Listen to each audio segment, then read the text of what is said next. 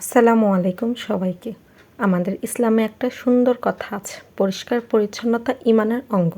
তাই রান্নার হিড়িক শুরু করার আগে ভাবলাম চুলাটা আর রান্নাঘরটা একটু ভালো করে ক্লিন করে নিই। আজকে দুপুরে পুরো রান্নাটা আমিই করেছি। আম্মু হঠাৎ একটু অসুস্থ হয়ে পড়েছেন, তাই ভাবলাম আজকে রান্নার দায়িত্বটা আমিই নিই। মা বাবা সুস্থ থাকলে তো আমরা কত আরামই করি, কিন্তু ওনারা একটু অসুস্থ হলেই বোঝা যায় সংসারটা ওনারা কত কষ্ট করে আগলে রাখেন।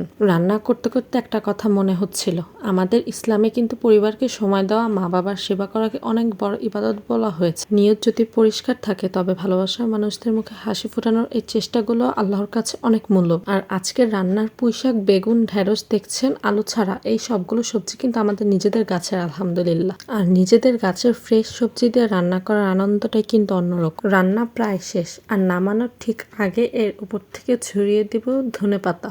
আর হ্যাঁ, এটাও কিন্তু আমাদের নিজেদের গাছের। ধনিয়া পাতার গ্রানটা মাশাআল্লাহ অসাধারণ। আপনারা সবাই প্লিজ আমার আম্মুর সুস্থতার জন্য একটু দোয়া করবেন। আজকের মতো এখানেই বিদায় নিচ্ছি। আলহামদুলিল্লাহ, আল্লাহ হাফেজ।